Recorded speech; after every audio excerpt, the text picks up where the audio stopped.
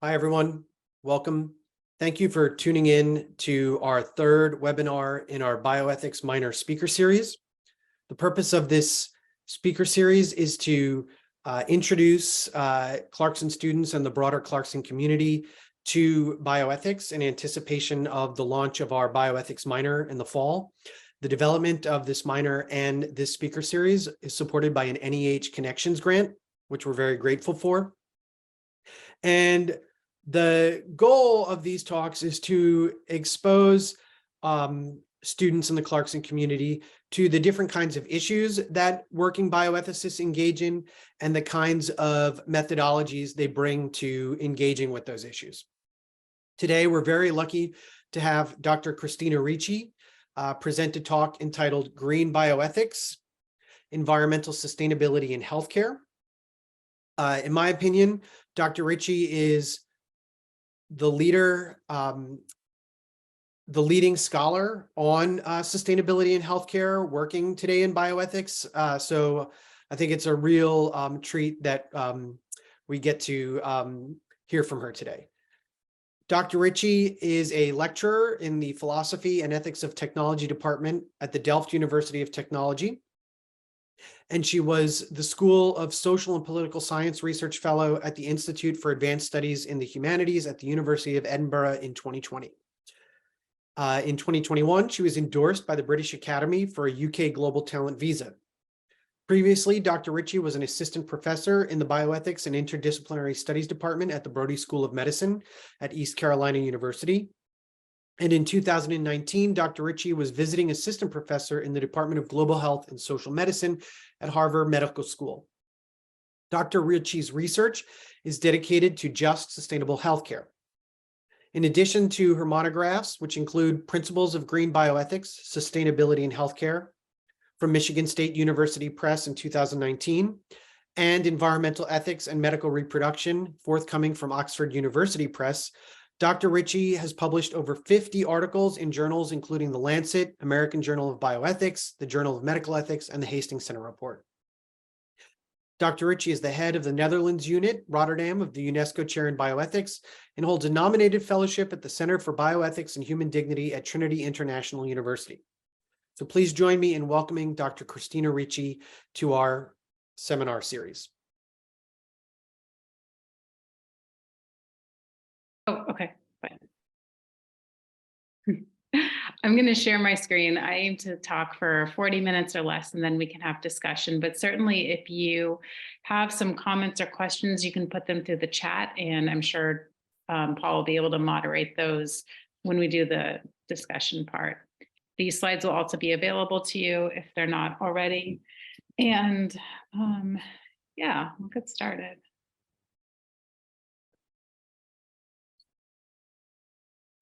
So I want to start by situating this from environmental ethics. Although I am trained as a bioethicist, part of my major personal and philosophical commitments have been from environmental ethics, owing to my minor in philosophy back in undergrad. And at this point, from environmental ethics, we're at a point where it's known as the era of the Anthropocene, where essentially human beings are not just living on the earth and letting it replenish itself. We are actually affecting geological forces, climate, carbon emissions, resource use, and now we are really dictating what happens to the planet. We have an unprecedented amount of control over technology and where we can move and how we can change our earth. And so environmental ethics is looking at, it's basically two things. It's resource use and it's population growth.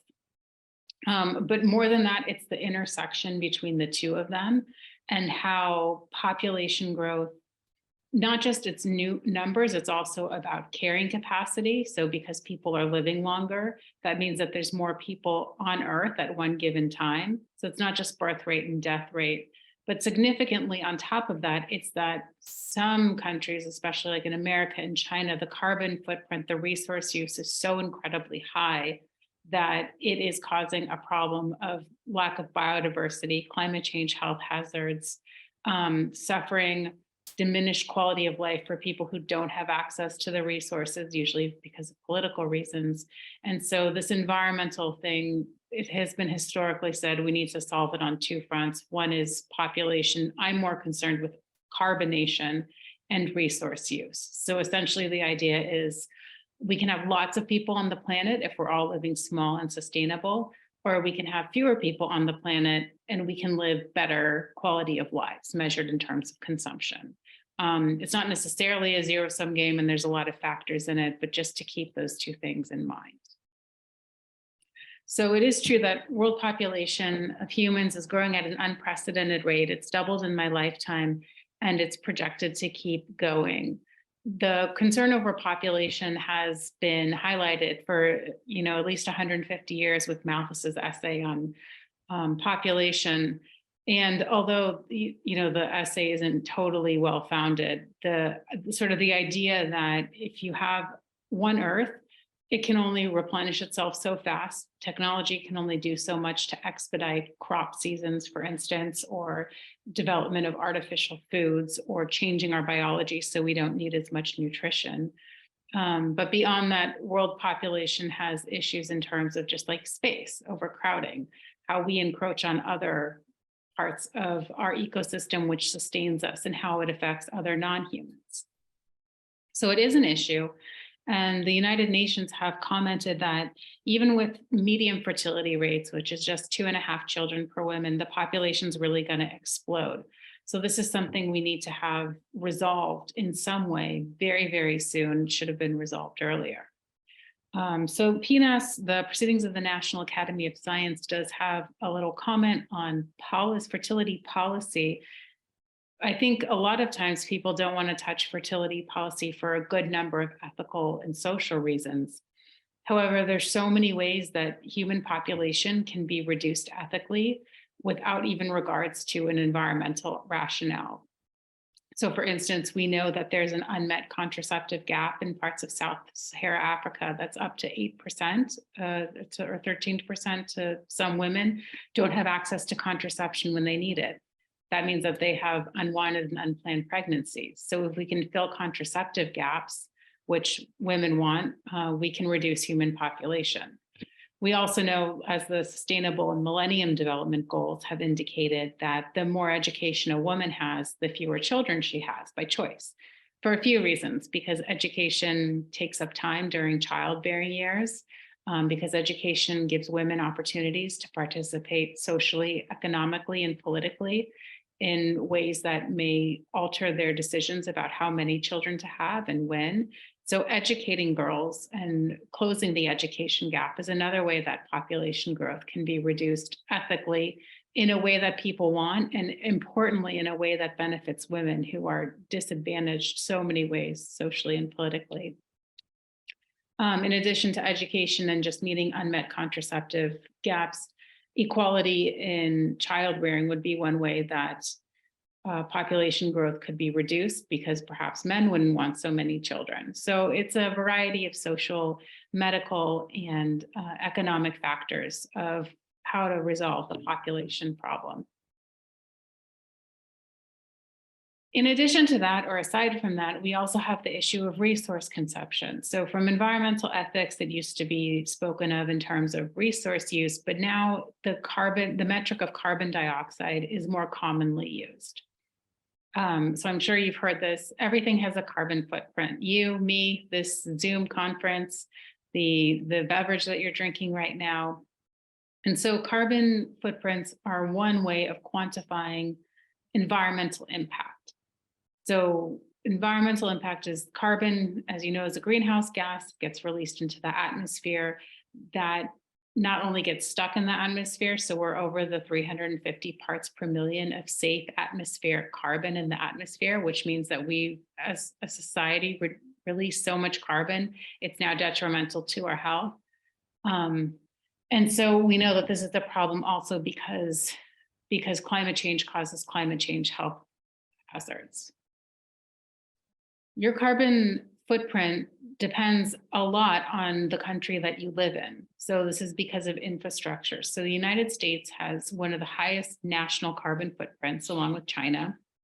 But unlike China, the per capita carbon footprint is very high. So China has a lot more people who are using that big carbon, the United States has fewer people.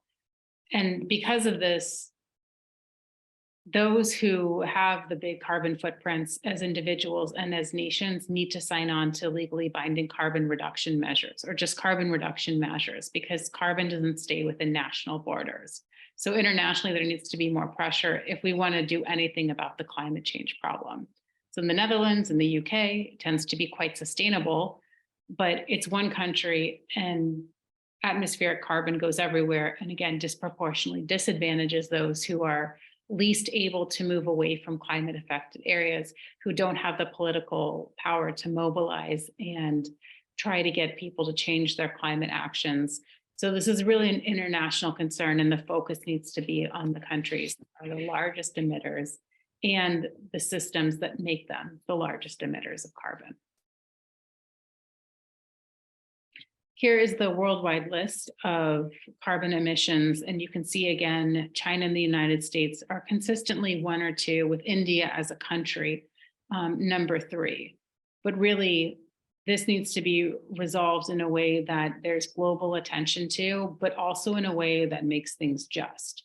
So per capita carbon or national carbon doesn't tell us about how that carbon's being spent. If it's for things that are ethically dubious or things that are ethically justifiable. It also, in the per capita, doesn't tell us actually, persons without a home, is this? It also doesn't tell us who is getting it. So per capita is just a number divided by another number. It doesn't really capture large things like disparities in standards of living, luxury and wealth, subsistence living, these sorts of things. So it's important when we think about these numbers that we put a normative framework on top of that so that they're made sensible. And it's not just, oh, we have a high carbon footprint. But again, when you're looking at like China and the United States per capita, it's a much different story. So that needs to be considered too. So environmental ethics, from that background of population growth and resource consumption, fits into healthcare and biomedical ethics in 2 primary ways. The first is the carbon of healthcare, and that comes from environmental bioethics and larger work on just calculating carbon emissions of various sectors, and climate change health hazards. And that comes a lot from public health and what happens when climate interferes with population health. Worldwide, the carbon emissions of the medical industry are about 4 to 5% of global emissions. So it's on par with the food sector. So when we think about big producers of carbon, you think obviously meat industry, fossil fuels. Healthcare is one of them as well. So what this chart has is the country, not every country is listed, and there's the abbreviation. And then the million tons of carbon that country's healthcare industry produces each year. Then the next one is the per capita carbon footprint of an individual's healthcare usage. But again, it's just based on the people versus and divided by the country's carbon. And the last column is that country's share of healthcare carbon. What is it overall nationally? So first one is Australia. They produce 19.5 million tons of carbon from their healthcare industry per year. Per person, that's 0.83 tons. And the healthcare industry represents 4.2% of Australia's total carbon emissions as a country. So a few things to note, and the second column is that China and the US have the largest healthcare carbon footprint, which makes sense because they have the largest national carbon footprint. So again, one of the things that determines your carbon footprint is just simply the country you live in. Because in the United States, for instance, decentralized transportation, a lot of reliance on individual vehicles, oversaturation of food, agricultural industry, and these sorts of things are all impacted by it. So that means like buildings that run on the fossil fuels, that rely on transportations, all of this carbon is very large. So that's one thing, is that by and large determines your carbon. In the column on per capita, One thing to note is that more healthcare carbon doesn't translate to better healthcare outcomes necessarily. So if you look at the United States per capita, it's 1.5. But if you look at Canada, the per capita is 0.83. We know that when you compare the medical quality of life of Canadians versus Americans, it's much higher in Canada. And this is measured in quantifiable outcomes like disability adjusted life years, quality adjusted life years, death by communicable and non-communicable diseases. So when we talk about healthcare and allocation of healthcare carbon, it's not the case that we just need to say everyone needs more healthcare carbon and then we'll all live better. That's not true. It's really about where is the healthcare carbon going? How is it being allocated? So is healthcare carbon being given for things that are medically indicated, that are clinically beneficial, that have high success rates, that address the goals of medicine as proposed by Howell and Sales? So the prevention of disease, the cure of conditions, painless death. Even if this is accounted for, per capita doesn't tell us who's using the healthcare carbon. So big gaps in access are overshadowed by just looking at per capita. So we know that some people use way more medical carbon, sometimes because they need to, because they have chronic conditions, things that genetic conditions that requires more healthcare carbon. But some of it is by choice. And this includes things like fetal end-of-life care, being on machines even after there's no chance of meaningful recovery. That takes healthcare carbon, but with no clinical benefit.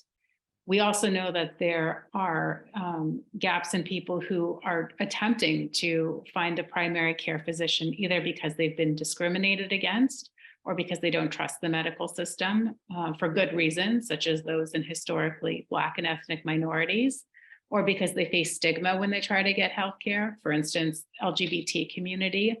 So there are people who are using little to no healthcare carbon. They need to be using much more.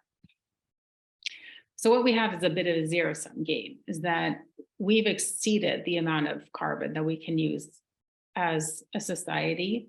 Some people need much more carbon, especially healthcare carbon, to live a good standard of life.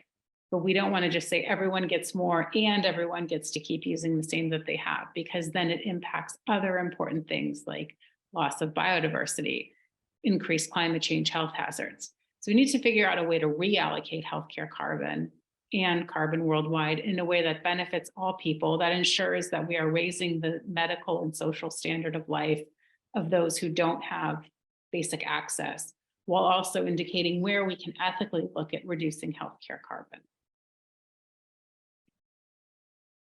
Christina, do you want me to hold questions in the chat until the end? It's up to, no, we can make it as a dialogue. Do you want to? So, Yeah. In reference to the previous slide, Angela Wilson asked if you have noticed any difference between the healthcare CO2 emissions of countries with socialized healthcare compared to, countries that have like a kind of free market healthcare system like the United States, say. Yeah, so not necessarily. It a lot depends on the country. So it's not just the case that even if the United States, I think, had socialized medicine, it wouldn't necessarily change their sustainability practices or policies. The two are not always connected. Is there another question? No, that's it. Okay, thanks. But on that, very interestingly, carbon calculations have been done of the medical industry. And one way that socialized medicine and those countries that have it, such as the United Kingdom, can address the carbon impact of healthcare is through, for instance, legally binding carbon reduction measures based on national climate policies. So in 2008, the Climate Change Act was passed in the United Kingdom. And because governments run the healthcare system here, each system is then beholden to calculating their carbon and reducing it so they can meet the legal requirements of the broader Climate Change Act. So in 2009, the NHS, the National Health Services, who are the healthcare services of the UK, produced a document on reducing carbon emissions It gave some tips and strategies, but it also gave numbers on where their carbon comes from.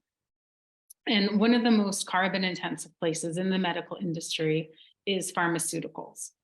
Pharmaceuticals here you can see are the second most contributing cause of healthcare carbon after medical instruments and equipment. It's a very interesting topic. It's something I've written about in the Lancet and the Journal of Medical Ethics, but it's a presentation for another time. So I will just highlight that as one of the biggest places where healthcare carbon can be reduced.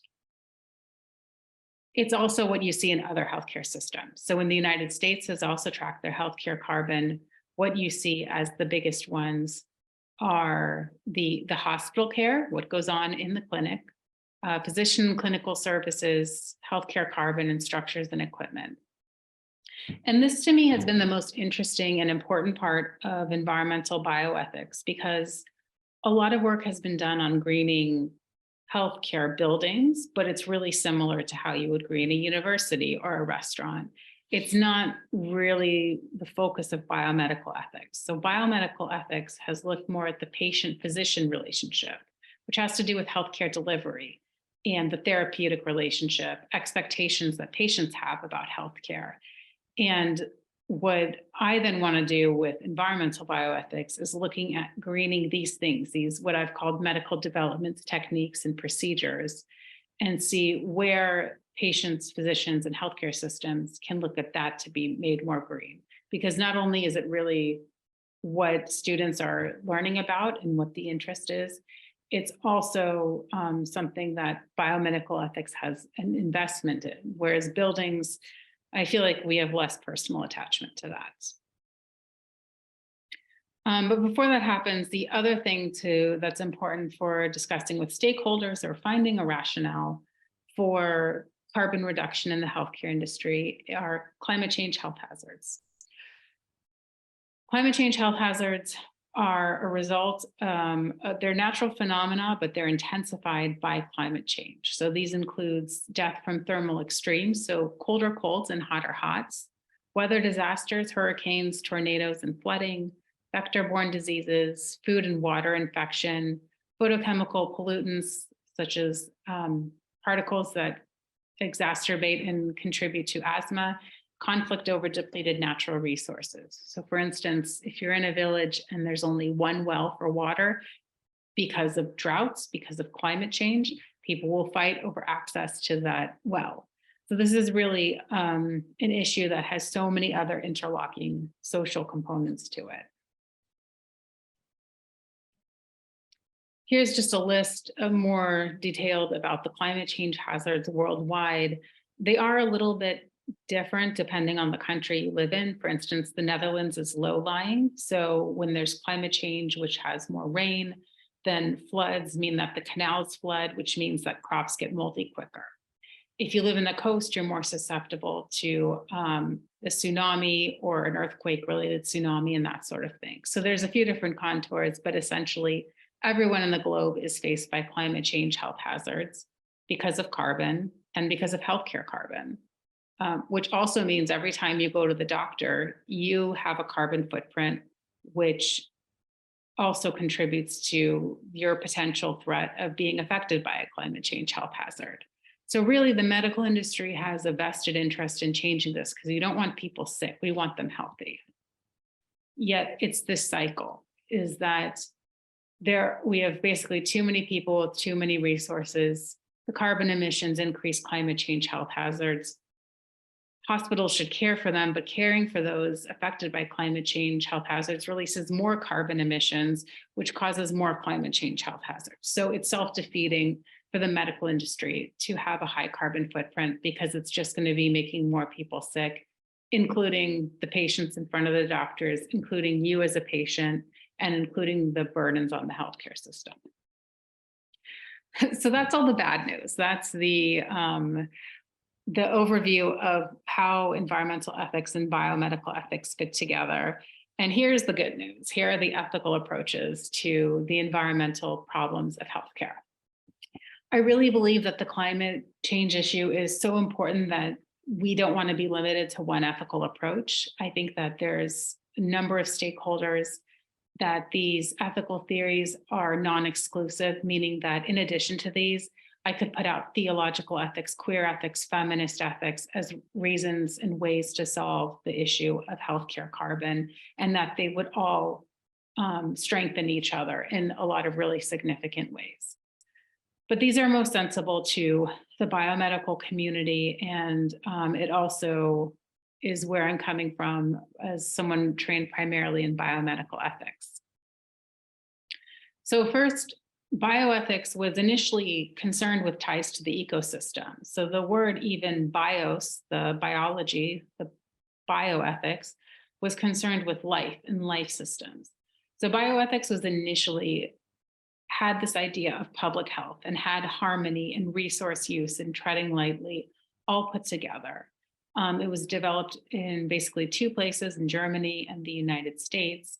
And then what happened was, with the principalism of Beecham and Childress, bioethics kind of got forgotten and biomedical ethics became the prominent feature. So 4 principles of biomedical ethics you're familiar with: respect for autonomy, beneficence, non-maleficence, and justice. And this became the standard for medical schools, for clinical ethics. And so what happened then was original bioethics became now like environmental bioethics, and biomedical ethics kind of got shortened to the idea of bioethics. So the important thing is that originally the concept was together. But even today, we can look at the 4 principles and say, you should respect patient autonomy by offering low carbon healthcare options and allowing patients to say no when they don't want healthcare, even if it's for environmental reasons. So you should be able to sign an advance directive and have that honored, which a lot of times it is not. And you can have any reason you want. You can have because you don't want machines on you. You can have because it's an environmental menace. That's your choice. The principle of beneficence and non-maleficence, I think, follow from the issues of climate change health hazards, and that healthcare carbon harms people by climate change health hazards, and it is not doing good to the patient in front of you to prescribe them a high carbon treatment, knowing that they're going to be susceptible to climate change health hazards. And then finally, the principle of justice. We can talk about justice in medical carbon, that we need to reallocate it.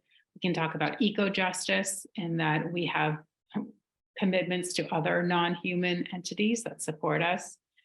And so there's a way that even within the 4 principles, we can think about sustainability in healthcare. Environmental bioethics has already looked at these things, the sustainability of healthcare buildings, for instance. So that was a lot of what the NHS carbon reduction strategy looked at, was so some things included less meat in hospitals because meat has a high carbon footprint, decarbonizing the fossil fuel use, being LED certified, using renewable energy, focusing on sterilization of tools instead of disposable tools. So this has already been discussed, but my comment has been, this is largely reactive and doesn't really look at that crux of the patient-physician relationship. So what I have proposed, in addition to these, is green bioethics, which looks at medical developments, techniques, and procedures. This is my first monograph. And it looks at it from an ecological perspective of resource impact balanced with clinical benefit. So I don't think as a society ever want to say, your cancer treatment has too high carbon, you don't get it. What we do want to say is we have a limited amount of medical carbon, where should we spend it? Also clinical benefits. So what we don't want to say is, sorry, I can't give you life-saving medicine. What we want to say is, in fitting with traditional clinical ethics, is there a medical need for it? Is there an etiology that gives us a reason why we should give you this procedure? How great of a clinical benefit will it have? And is this something that conforms with the fundamental goals of medicine, prevention and treatment of diseases, a painless death when possible? So a lot of these are very sort of simple things. It's vaccines, it's birth control, it's setting broken bones. It's not the highly sophisticated robotic surgery so that you can have your shoulder replaced because it feels a little bit difficult for you when you go golfing. Okay, so I always take a global perspective and look not at the entitled aspect that a lot of people in the industrialized world face, where there's already a very high medical and social quality of life, but rather those who don't have access to running water, nutrition, vaccines, palliative care. So what I'm trying to do is put together environmental ethics and biomedical ethics and proposed an interdisciplinary approach to sustainable healthcare based on principles. So that follows with Beecham and Childress, but away from the metric of carbon dioxide. And even though CO2 and carbon footprint is a very standard metric of how we look at environmental impact, it's problematic in a few ways. One is we're already over the parts per million of carbon in the atmosphere. So calculating the numbers, it's not going to make it more sustainable. Like, we need to do something now. Two, we don't have the carbon of all of the healthcare, and it would take too long to get it calculated. So therefore, we need to work on something without just relying on carbon metrics. And three, it's morally reductionistic to just say something is sustainable or not based on a number. The numbers don't tell us who has access. It doesn't tell us anything about the inner transformation of the person or how they interact with nature more broadly. And I know that's very aspirational, but I do have a hope as the ecologist in me that people would appreciate nature and ecosystems balance in a way that's in addition to and on top of other moral commitments to sustainability. So I'll just walk through these.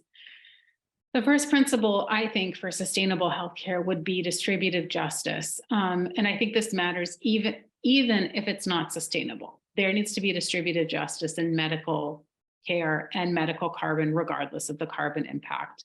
But this also highlights that we as a society need to figure out where we want to reduce our healthcare carbon so that we can maintain these values of human rights and medical access.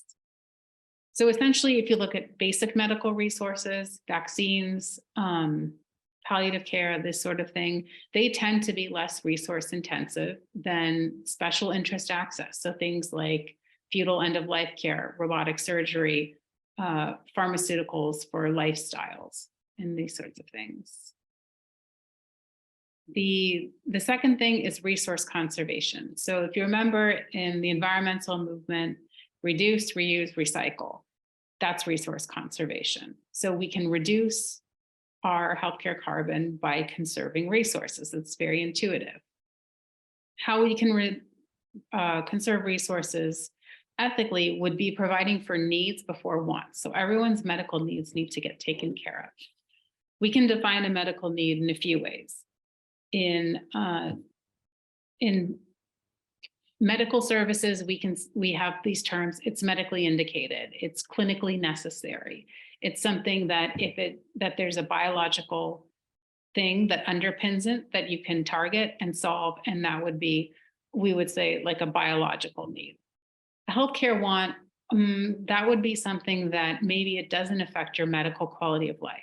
Maybe it affects your social quality of life. For instance, if you're lactose intolerant and you can't eat ice cream without getting a stomach ache, that's not going to affect your respiratory system. It's not going to affect how long you live. It's just going to make your life a little inconvenient if you're so lucky to be in a place where there's ice cream and you have the money for ice cream.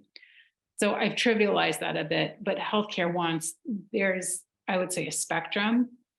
And after medical needs are taken care of, this is very evident in how tiers of healthcare insurance in what we consider you can get from a primary care physician or a specialist like a gynecologist. And then the wants are the things that are your biological needs are taken care of, your mental health needs are taken care of, but you want more. You want a different shaped nose. You want to be on machines when there's no chance of meaningful recovery. You want a second hip replacement when the only reason why you need it is because it impacts your golf game. Simplicity for reducing dependence on medical interventions. This, I would say, is twofold. One is preventive healthcare. So if you don't go to the doctor, then you don't have a medical carbon footprint. And you can do that in two ways. One could be really unethical, which is that you've been excluded from the medical industry or you don't have the mobility to get to a healthcare place. And then you don't have carbon footprint because you can't get there. that's not good because then you're suffering. But two is if you have the ability to take care of yourself when possible, and when societies have the ability to ensure healthy environments for people, for their citizens and residents. So open access to green space, high quality food that's not expensive. Preventive health means that people don't need to expend medical carbon. However, it probably means that they're living longer. So then they're increasing carrying capacity on the earth. So then we have a dilemma. Should we really ask people to be proactive in their health, or should we say, just let them get as sick as possible so they die as quickly as possible, so they're not on the earth? So clearly, again, this highlights that we want to do things that are ethical across the board. So if we want people to live good, long, healthy lives without needing medicine, that means carbon needs to be reduced in other areas. So perhaps things that don't affect our life so drastically, things like fast fashion, the food that we eat, things like our ideas about how many children constitute a good life, because there's nothing you can do to offset the carbon of a biological child. So we need to consider as a society, where do we want to be putting our carbon? I believe we should put it in medicine and giving people healthy, long lives. But that means it needs to get given up somewhere else. And then finally, ethical economics. So a lot of times medical developments and techniques and procedures are developed and researched based on profit margin, based on shareholders' value to it. So when you looked at something like the Zika virus, there were not a lot of vaccines because there wasn't a market for it, which meant that people mostly in Africa suffered from something where there was a vaccine that could have been given to them.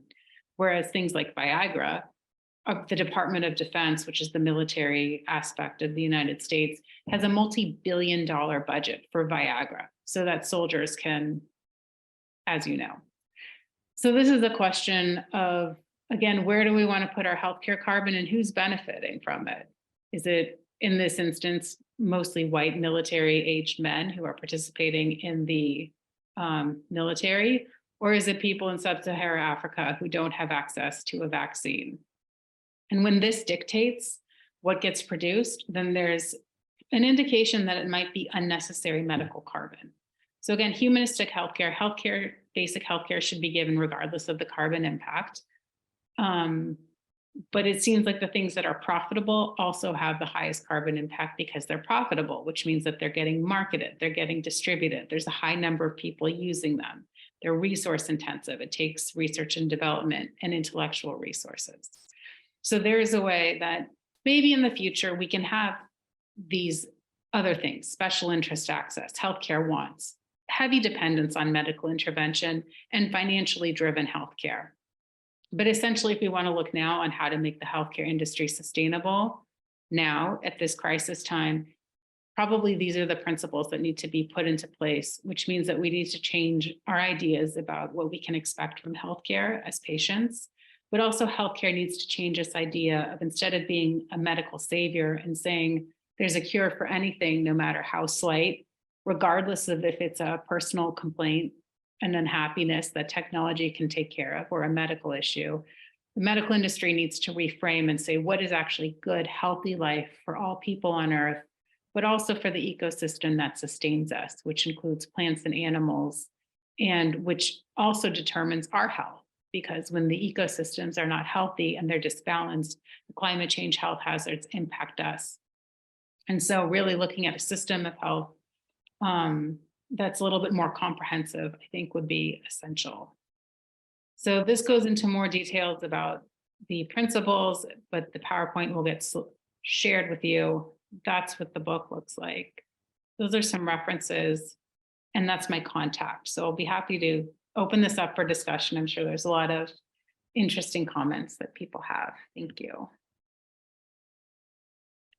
Thanks a lot, Christina. I really appreciate that. This is, as I said, a lecture series to make people at Clarkson and outside of Clarkson aware that we've developed this bioethics minor, and I'm really hoping that these talks expose, especially our undergraduate students, to the kinds of issues that bioethics can engage with, and also the kinds of methods. And I think you did both there.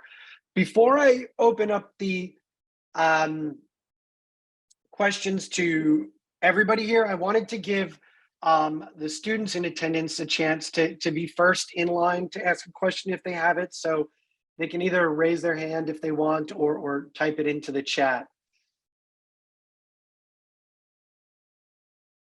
So leave that for just a couple of seconds to see if we get any takers. And also, I have questions for people like, why do you think pharmaceuticals are so intensive? What's being overlooked in the principles? What would be a better way of approaching this? Do you think doctors are concerned? Are you as a patient concerned with your healthcare carbon? You know, what would you like to know to make your healthcare more sustainable? So I'm also happy to get, you know, I'm doing research too.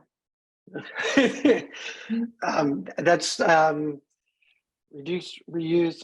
That seems a conservation strategy. So I'm going to ask Angela's question and then Sarah's question. Angela has asked if have you investigated the healthcare system in Cuba and its country's carbon? Oh, it's not a student question. So, sorry, Sarah. I'm going to finish asking it. And also, she asked if pharmaceutical research increases carbon footprint. So I think she was like surprised by that. Yeah, so I haven't looked at Cuba. That the one graph that I had is from a Pitchler article in Environmental Research Letters. I think it's 2009, and he didn't do it either. I'm curious though about what you think about Cuba's healthcare carbon, and then pharmaceutical research definitely increases carbon footprint, but so does all research, including philosophical research. So the National Institutes of Health Research, which is the NHS branch that does research, also put out a carbon reduction guideline for things. So things that they suggested researchers to reduce their carbon footprint, right? Like thorough literature reviews, so you're not duplicating information. Looking at running 2 clinical trials simultaneously if there's co-benefits, so you don't enroll patients twice. But they also pointed out that all research has a carbon footprint, even if it doesn't get published. And similarly, all pharmaceutical, all medical research has a carbon footprint, even when the pharmaceuticals don't get used, or if they get thrown out because they're a funny shape or something like that. So this is also a concern of just like healthcare waste or research waste. So Sarah is pushing back on your hip replacement example. And she said she herself is a recipient of a hip replacement. She'd be bedbound without it. Are you saying that people who have no joint pain replace their joints simply in order to excel in sports? Perhaps she finds that surprising, perhaps it's so, but it seems like pain is a big unaddressed question in your thoughts about things like hip replacements, I guess, right? That if you have a degenerative hip condition and it's causing pain, is that ruled out or in, I guess, by your analysis? So I made it very specific to elective hip replacement surgery for the purpose of something, for example, playing a sports game. Of course, there's a variety of reasons why people would need a hip replacement, because of pain, because of catastrophic injury, and that would not be the same. The difference is between an elective and a non-elective service. Of course, in a way, everything is elective, but the elective thing would be that there's a clinical indication, and that indication is pain. And as I pointed out, based on the goals of medicine, that prevention of pain and a painless death is one of the goals of medicine. So absolutely, palliative care and things that treat pain are one of the places where healthcare carbon, I believe, is well spent and appropriately spent. Great. So Angela has a follow-up to observe that she once asked the chair of an IRB at a large university if they had a sustainability component when reviewing research proposals. The answer was a hard no, with no personal reflections on the matter. Do you think it's reasonable to include sustainability in the IRB review process? I think it really depends on the industry and the openness of the country. So now that I'm based, my job is in the EU. A lot of the grants that I see from the EU, from Horizon calls, because I work at a technology university, a lot of them do include sustainability as a consideration. But even though it's included, it seems to be a checkbox. Like, did you get the patient's consent? Yes. Did you consider sustainable issues? Yes. And it's a bit of greenwashing. So even if it's there, it might not matter unless there's some effective way to look at it. And I'm not sure that putting it there makes people actually think about the sustainability. I think they're thinking about bottom line or production or innovation. Really depends on the discipline. Rebecca Argabright Grove asks, has there been any research to compare carbon emissions for natural alternative healthcare approaches versus traditional medical care? The privatized system seems to drive carbon intensive approaches such as pharmaceuticals and the need to quote unquote fix symptoms now. I haven't seen any research on it, but it seems like intuitively, if it's natural, it's going to have less carbon than highly industrialized medicine that relies on fossil fuels and technology. So I think this is also pointing to the idea of preventive versus reactive healthcare.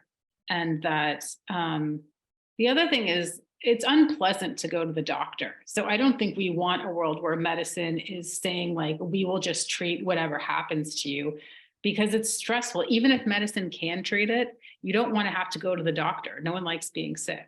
So I think that it's much better for societies and individuals if we do follow this sort of like preventive thing and look at natural healthcare when possible, but also looking at ways to keep people healthy so that, especially because not everyone does have access to healthcare, or they're excluded from the medical system for really unethical reasons.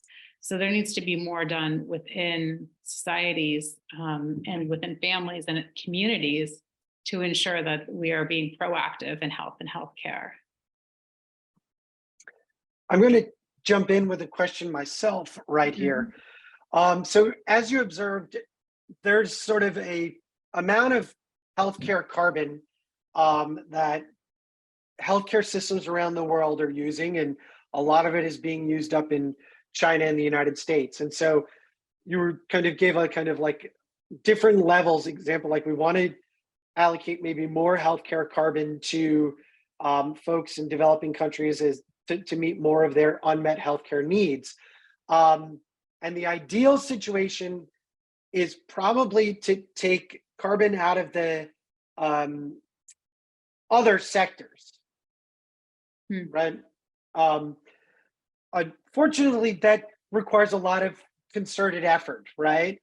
In the absence of that kind of concerted effort, how can healthcare think about this? How can healthcare do its part, given the urgency, right? So, and as you pointed out, healthcare has a vested interest in this. Like, what kind of approach should the healthcare systems around the world be thinking about to help people with unmet healthcare needs get more healthcare without worsening the climate crisis?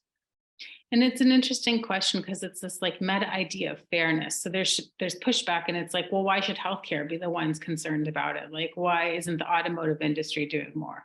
And really, it's all industries need to do something. All areas of life need to be sustainable. All individuals need to think about not only their healthcare carbon, but about their food carbon and other lifestyle choices. So what healthcare industries might do is they might look at other ecological models, like a 1-for-1 sharing, where they commit to say for every, I don't know, 10 vaccines we give here, we'll give 10 vaccines to Africa. They can look at investing in NGOs like Doctors Without Borders, which provide things like basic healthcare. Planned Parenthood in the United States is also a place where it's basic healthcare that is often being provided. So there's ways that this can be subsidized, and healthcare industries can at least put more healthcare carbon towards other places, but that doesn't necessarily mean they're reducing their own healthcare carbon. So hospital systems need to look at that too, because again, then we don't want to get into this tricky thing of medical systems just putting more carbon into other places that need it. because then it explodes the carbon worldwide, and then we have more healthcare problems. So thinking about things like medical waste, but it's really just mostly following good clinical practices. We know antimicrobial resistance is a huge problem. It has been for years. And so following these practices, sterilizing medical tools when you can, not overprescribing. These are all things that clinical ethics, public health ethics have discussed already. So by and large, sometimes just following appropriate clinical practices should reduce carbon, theoretically.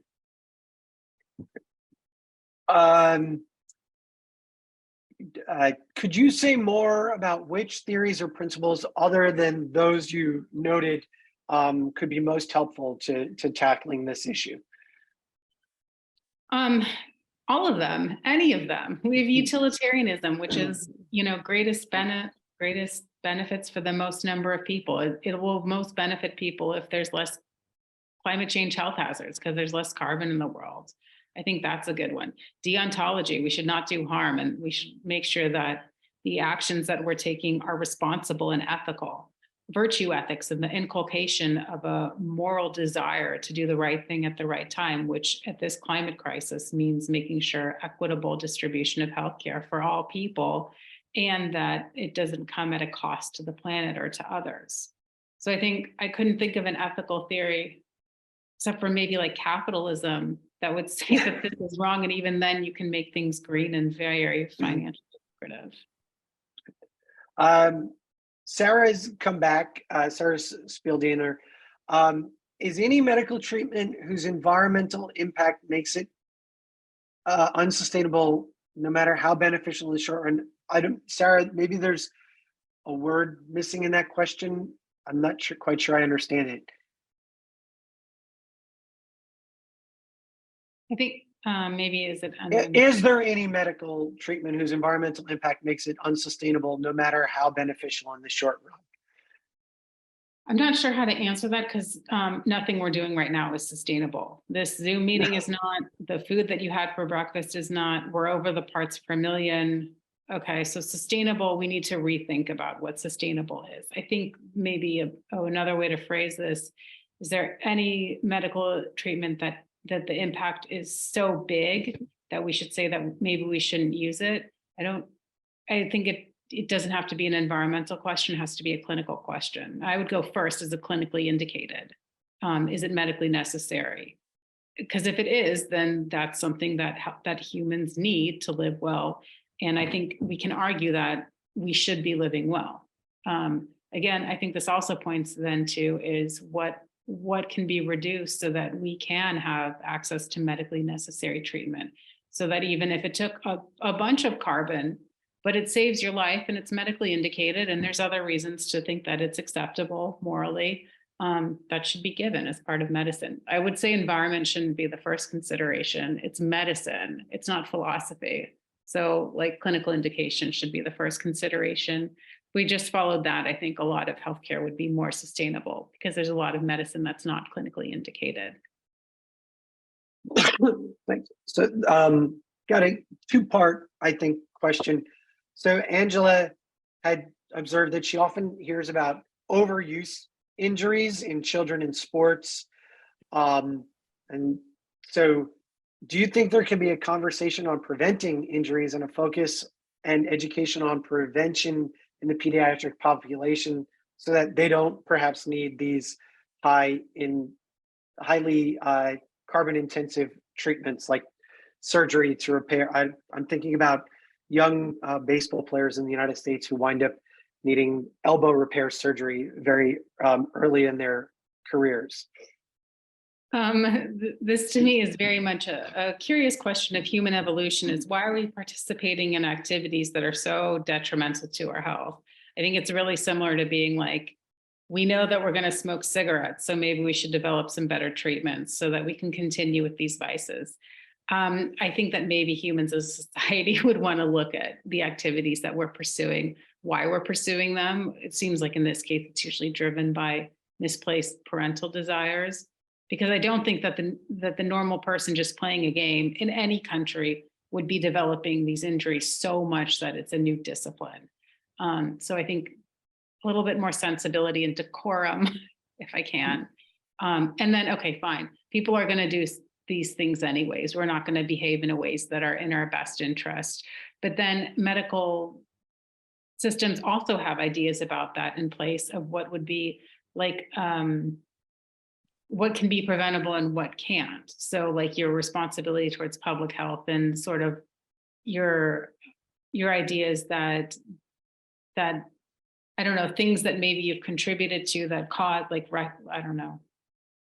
There's just ways that healthcare systems have decided what's basic healthcare needs and what's extreme. And based on things that first could have been prevented or not, certainly you have the choice to participate in these sports and to continue participating in them even after injury, but still we want to do them. So maybe that would be put at a place for future medical carbon. Well, right now we take care of people that have catastrophic injuries that were of absolutely no control of their own. I think we have time for one more, and I think this is often for a lot of people interested in these issues, a kind of million-dollar question. How do you initiate this kind of conversation to a large university with a medical center and healthcare professionals, a university that spends billions on research, healthcare data processing, new buildings, technology, some of which doesn't get used in clinical testing, right? So I think there's a question there a little bit about how do you make this matter to them? Because I think sometimes they think patient care first, but like not prioritize these kinds of questions. It really depends on the country. In the Netherlands and the UK, almost everyone's amenable to it. I think in the US, it's a little bit more talk to them where their heart is. And if it's the point that their heart is where money is, then tell them you can greenwash their place and advertise it as a place that's more sustainable. Tell them that the patients take up dollars when they're using carbon and when they're using resources, especially when it's not clinically indicated.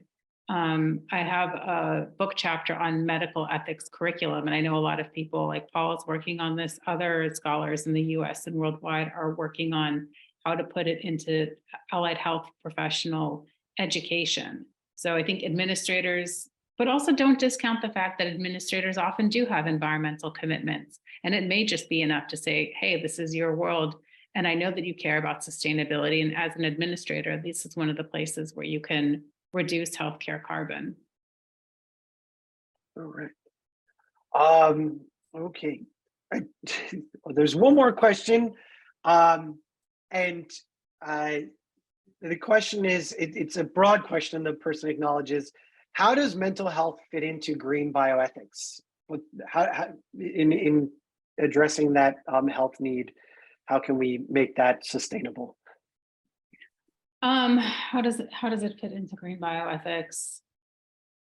Yeah, that's a very broad question. Probably in a few different ways is that, again, no one likes being sick. I think that if we are following more sustainable healthcare, then there'd be reduced climate change health hazards. And then people are not going to have to like suffer when they go to the doctors because they've been injured.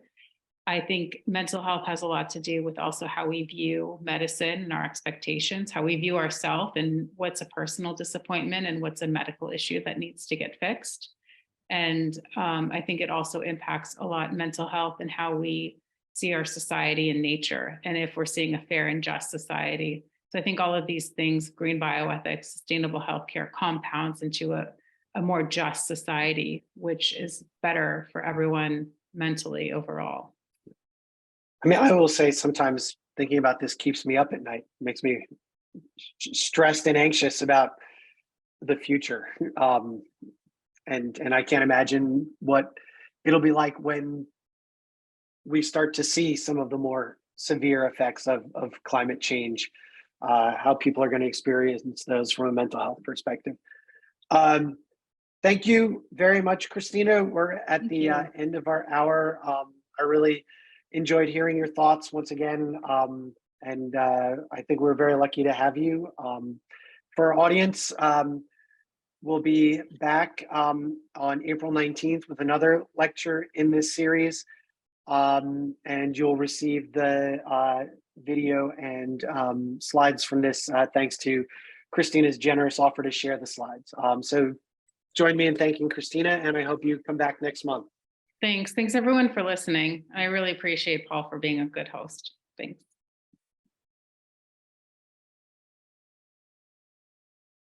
And I will be ending the session. Thank you so much, Christina. This was great. Okay. Bye. Bye.